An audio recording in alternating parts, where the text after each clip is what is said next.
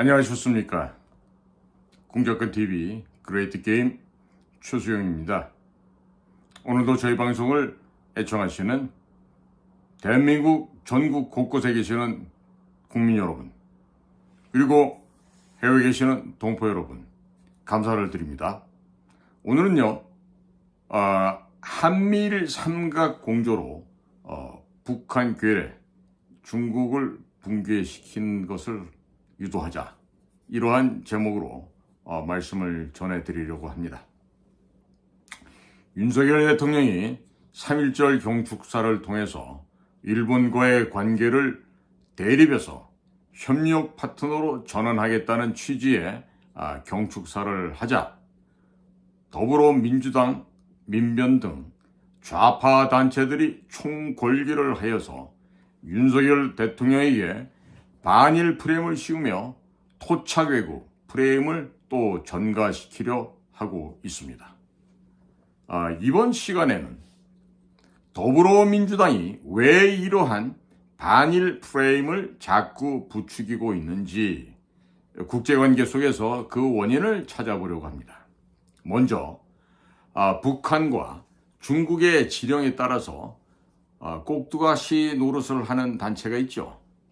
바로 그 더불어민주당이라는 자들인데, 이 더불어민주당과 좌파 단체들이 한국과 일본이 가까워지는 것을 왜 두려워하는지 먼저 알아보도록 하겠습니다. 6.25 당시 초반 3개월은 북한의 인민군들이 침공을 했지만, 나머지 34개월은 중국 공산당의 인민해방군이 연인원 298만 명을 동원해서 침공하였던 사실입니다. 자, 그럼에도 불구하고 대한민국을 적화시키지 못했던 것은 일본이라고 하는 배후 물자 공급 기지에서 막대한 양의 보급 물자 및 미군의 지원 병력들이 한반도로 건너왔기 때문이었습니다. 더불어민주당이 일본에 대해서 악감정을 가지고 있다면 우리의 통일을 방해하고 298만 명의 중공군 인민해방군을 보내 수도 서울을 빼앗았던 중국에 대해서는 왜, 무엇 때문에 반중 감정을 갖지 않고 있는 것입니까? 더불어민주당은 자기 당의 박영선 의원이 도쿄에 아파트를 사놓은 것이 문제가 되어서 도쿄댁이라는 비난을 받고 있을 때 박영선 의원에게 토착 왜구라고 한 적이 없습니다. 더불어민주당의 친일파 후손들도 꽤 많은 것으로 알고 있는데, 더불어민주당이야말로 토착 왜구당이라 할 수 있겠습니다.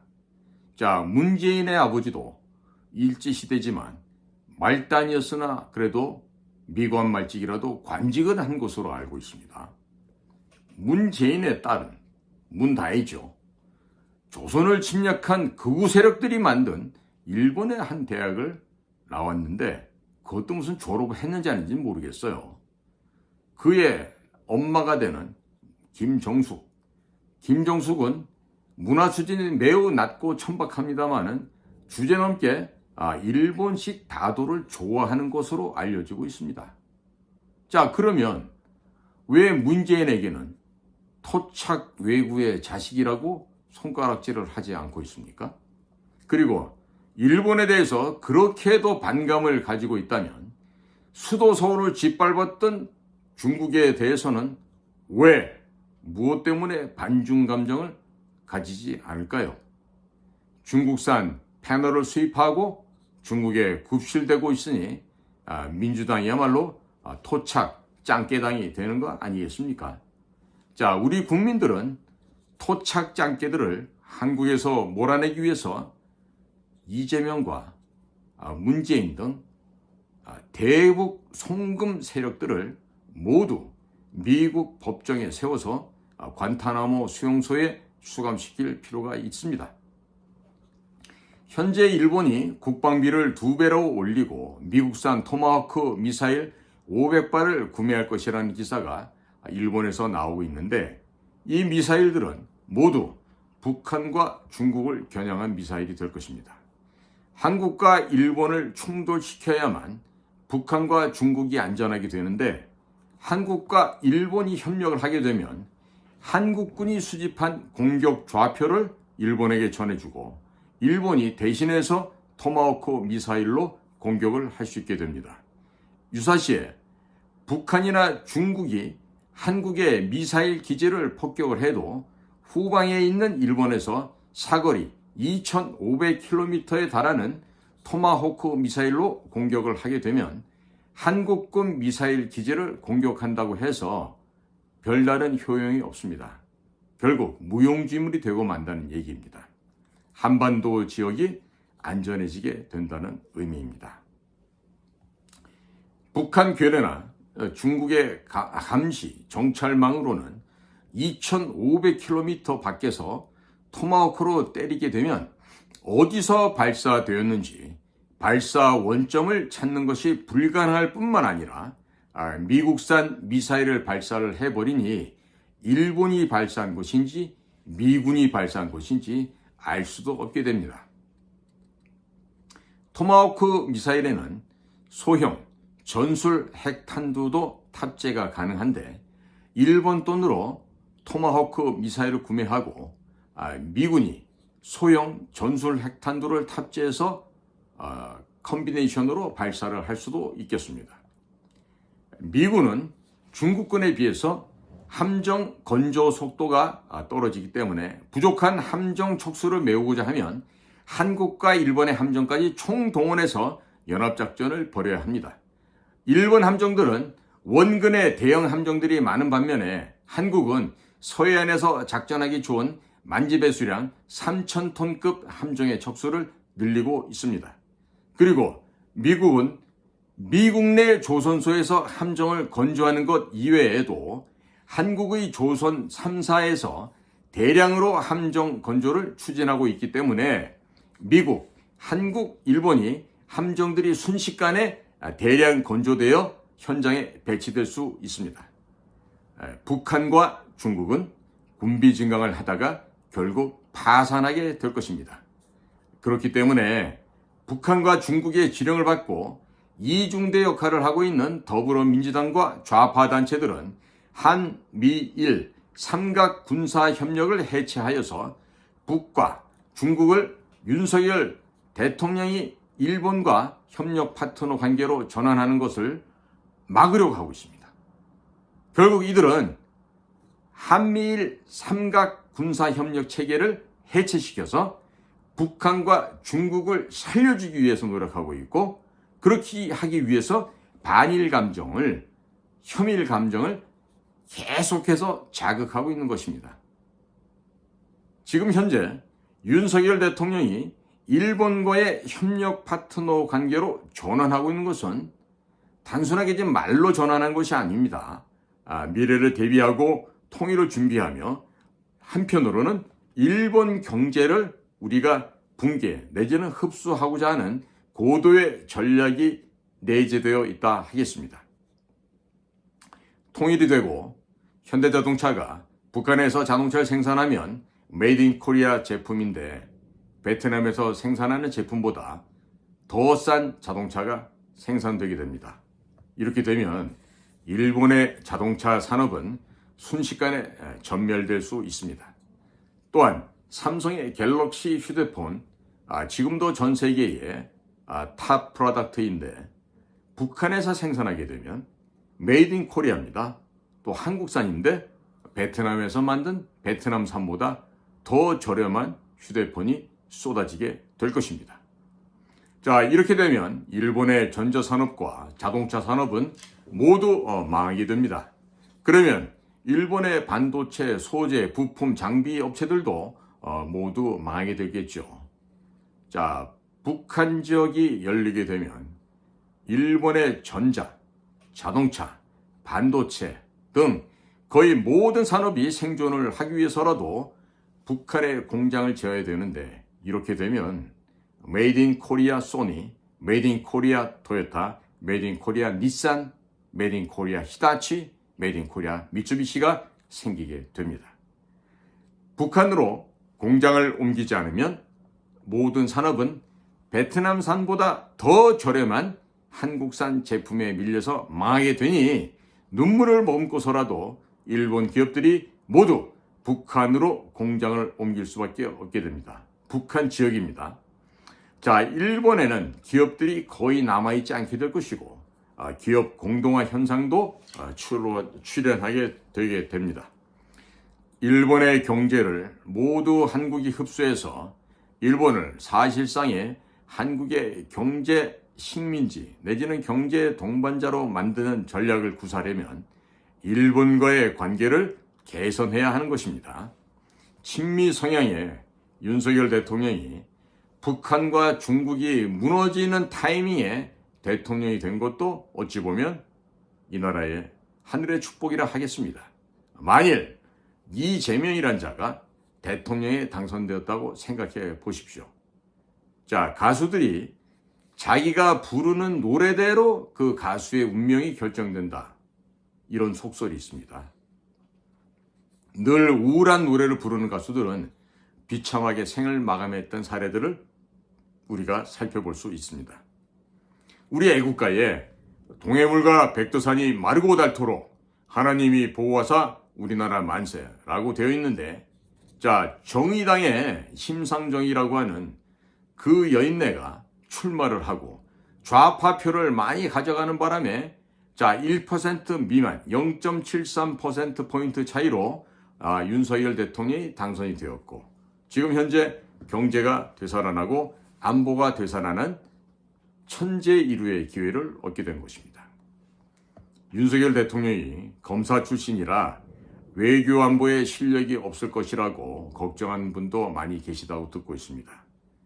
실제로 외교 안보 라인을 구성하고 있는 윤석열 대통령의 초등학교 동창이라고 하는 김성한 국가안보실장, 또 외교부 출신의 김규현 국가정보원장, 이런 분들이 비교적 현장에서의 실무 경험이 매우 부족한 탓으로 많은 국민들께서 걱정을 하고 있습니다만은, 자, 그와는 반대로 윤석열 대통령 자체가 운이 너무 좋아.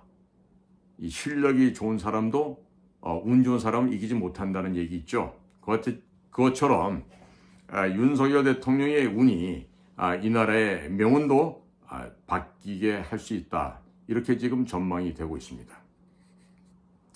자, 그러면 운도 실력이라고 하는데 윤석열 대통령이 실력이 좋은지 운이 좋은지 우리가 굳이 알 필요는 없습니다. 하지만 윤석열 대통령이 있는 동안에 배 부르고 등 따실 수 있는 그런 평안한 생활을 하게 되면 되는 것이죠.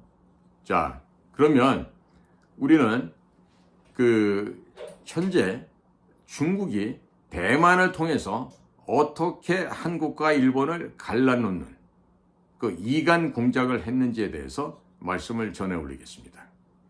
대만의 TSMC 및 반도체 기업, IT 기업 대부분들은 그 회사의 대표들이 중국의 공산당들과 친인척 관계이고, 대만의 반도체 IT 기업들은 중국 공산당이 육성시킨 기업들입니다. 따라서 대만 기업들이 일본 정치인들에게 정치 자금을 제공하고 반한 감정을 만들어서 한국에게 반도체의 소재, 부품, 장비를 공급하지 못하게 만들어서 한국 반도체 업체들을 죽이는 공작을 펼쳐왔습니다. 만일 한국의 반도체 업체들이 고사하게 되면 전 세계의 반도체 패권을 대만 업체들이 장악할 수 있게 됩니다. 대만 반도체 업체들 뒤에서는 중국 공산당이 숨어 있으니 세계 반도체 패권을 중국 공산당이 쥐게 되는 것이고, 미중 패권 전쟁에서도 미국이 중국에게 패배할 수도 있게 될 것입니다. 자, 이를 위해서 중국 공산당이 대만을 앞장 세워서 공작을 했던 것입니다. 자, 이러한 내막은 미국의 정보기관들은 저보다 훨씬 더 구체적으로 깊이 아주 그 내밀한 정황도 잘 알고 있을 거라고 생각이 됩니다. 한국과 일본이 가까워지면 일본의 경제력이 한국으로 빨려들게 되고 중국 앞에 통일 한국이라고 하는 강대국이 나타나게 되니 중국 공산당은 대만을 앞세워서 한국과 일본을 이간질하려고 해왔던 것입니다. 대한민국 내부에서는 중국 공산당의 이중대인 더불어민주당을 이용해서 반일 감정을 부추기고 또 외부적으로는 대만을 이용해서 일본에서 반한 감정을 불러일으켜서 서로 상호간에 충돌시키므로 한미일 삼각공조를 깨뜨리고 하였던 것입니다. 그러나 윤석열 대통령이 일본과의 협력 파트너 관계를 갖겠다고 함에 따라서 한미일 군사협력이 이루어지고 그 결과 중국과 북한 괴뢰가 군비 증강을 하다가 경제가 폭망하게 될 것입니다. 중국과 북한이 무너지게 되면 최대 쇠국은 바로 대한민국이 됩니다. 통일이 된다면 북한 전역에서 탈중국, 탈일본하는 기업과 베트남에 나가 있는 기업들도 전부 다 우리 국내로 돌아올 수 있게끔 모두 다 기업들을 끌어올 수 있게 됩니다. 대한민국 남쪽 지역에서 부품을 만들어서 북한으로 올려보내야 되니 남한 지역의 공장들이 풀가동을 하게 되고 주가 역시 폭등하게 될 것입니다. 치약, 칫솔, 비누, 샴푸 등 국내 기업들 창고에 가득 쌓여있는 모든 재고를 북으로 옮겨 보내야 할 것입니다. 처음에는 북한 지역의 산업 인프라가 제대로 갖춰져 있지 않기 때문에 남한에서 많은 물품들이 북쪽 지역으로 올라가야 할 것이고 북쪽 지역 전체의 도로, 철도, 통신, 기관망 등을 다시 재건설하고 재건하려고 하면 국내 모든 기업들이 총출동을 해야 할 것입니다. 해외 기업들이 들어와서 공장을 돌리게 되면 북한 주민들이 돈을 벌게 됩니다. 그러면 남쪽에서 올라오는 고급 제품들도 북한 주민들이 살 수 있게 됩니다. 시간이 지나면 지날수록 북쪽에서 생산된 저렴한 제품들이 남쪽으로 밀려들게 될 것이니 남은 쪽에서의 물가는 대폭적으로 하락하게 될 것입니다. 과거에 남쪽에서 만든 부품을 중국으로 보내서 저렴한 인건비를 활용하여 가공한 뒤에 미국으로 수출했었습니다. 따라서 우리가 중국으로 수출하는 물량의 약 70에서 80%는 미국으로 재수출되었던 것입니다. 통일이 될 경우 남한에서 부품을 만들어 북쪽으로 보내고 북쪽에서 조립해서 원산항을 통해서 미국으로 수출하게 되면 북한 지역에도 돈이 생깁니다. 북한 지역에 돈이 생기게 되면 남한의 고급 제품을 사다 쓰게 되고 남북한 안에서 물건과 돈이 왔다 갔다 서로 상호 왕래를 하게 될 것입니다.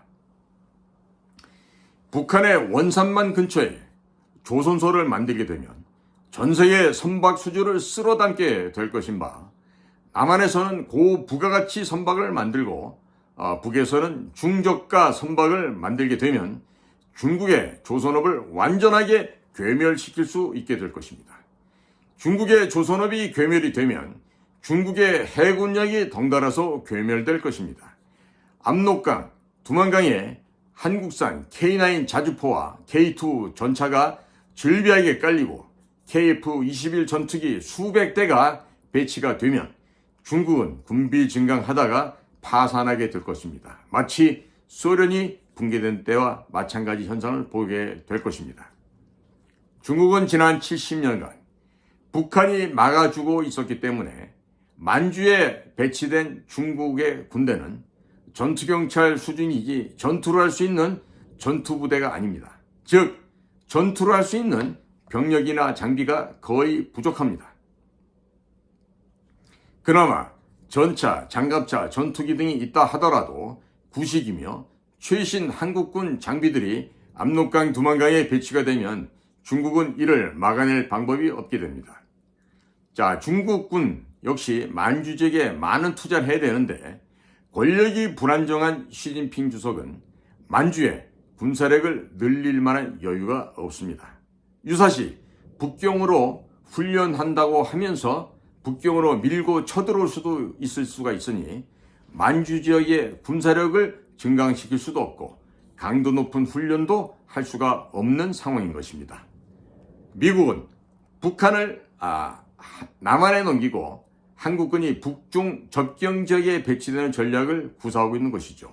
그래서 대만 문제로 중국을 자꾸 자극을 해서 중국이 대만을 침공하게끔 유도하고 있는 것입니다.